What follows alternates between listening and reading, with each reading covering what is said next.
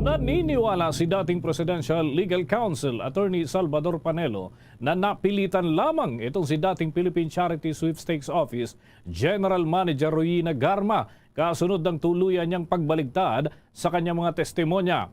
Ayon kay Panelo, mistulang minadali at hindi maayos ang ginawang affidavit nitong si Garma na kanyang binasa nung huling pagdinig ng Quad Committee dyan sa Kamara. Idinitalya ng batikang abogado ang umano'y mga pagkakamali na kanyang naobserbahan na nakasaad doon. Una na sa listahan ay sinabi ni Garma na tinawagan siya ni dating Pangulong Duterte noong Mayo ng taong 2016. Ayon kay Panelo, questionable ito dahil sa posibleng hindi pa nakakalal si dating Pangulong Duterte ng mga panahong iyon. Pangalawa, umano ay ang sinabi ni Garma na hindi siya bahagi ng Davao model na ginamit sa drug war sa national level.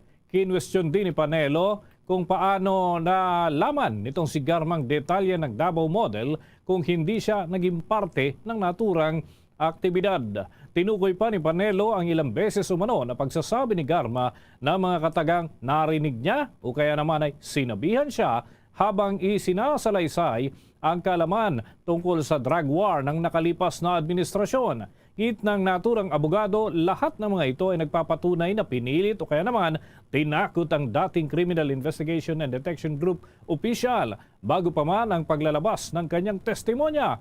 Narito ang bahagi ng pahayag ni Attorney Salvador Panelo.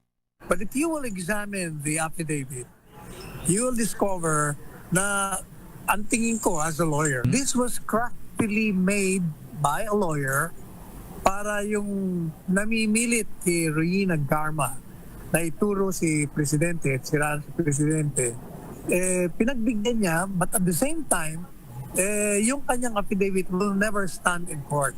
Number one, sabi niya, tinawagan daw siya alas 5 ng umaga noong May 2016. Noong May, hindi pa siya presidente noon. Baka hindi pa siya nahahalal noon eh. Either before election yun or after election, but whichever, he has not become the president. That raises immediately the probability that the event never occurred. That's number one. Number two, according to Royina Garma, hindi siya kasama doon sa Davao model. Katunayan, nung iniimbitahan daw siya, tinanggal niya. Madaling sabi, if she's not even a part of it or was never a part of it, how in the world can she know about the details of the so-called Davao model plan? Pangatlo, sangayon sa kanya, yung mga dinidetalye niya, sabi niya, it was conveyed to me. I was informed. I overheard. Madaling sabi, puro hearsay. Wala siyang personal knowledge. Bahagi yan ang mga pahayag ni Attorney Salvador Panelo. Binigyang din pa ng dating presidential spokesperson na kasalukuyang nakadetine itong si Garma at ito ay maaaring nakompromiso yung kanyang testimonya dahil naman maaaring kinukonsidera umano ang pressure. Ayon kay Panelo, maaaring tinatakot ito kaya tuluyan siyang bumaligtad. Maariyan niyang na-pressure nga at pinagbigyan lamang ang mga nagpupursige na kung ano ang magiging laman ng kanyang testimonya upang hindi mapasama sa mga mambabatas na mangunguna sa pagdinig at yan ay kaugnay pa rin ng mga aligasyon laban sa nakalipas na administrasyon. Narito pa ang mga patuloy na pahayag ni Attorney Salvador Panelo. Itong si Royina, mukhang pinilit ito, tinakot ito. Kasi tanda mo, nakakulong ito. Baka, sabi niya, pag hindi ka muha ng ganitong affidavit, imposible mangyari. Kasi hindi naman siya part, hindi naman niya alam. Di pa presidente, hindi ko. Madalit sabi, kaya napilitan siya para pinagbigyan niya, at the same time, hindi rin siya mapapasama.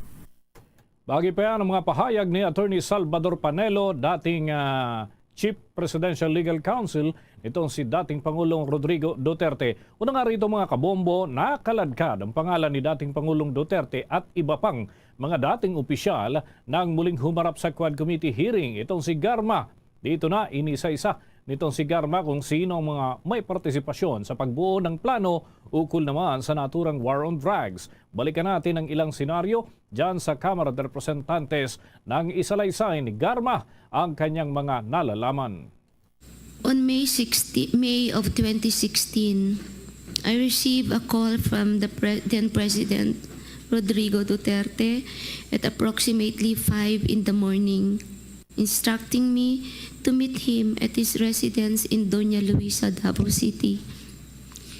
I was already acquainted with then Mayor Duterte, having served as a station commander in one of the police stations in Davao during his tenure.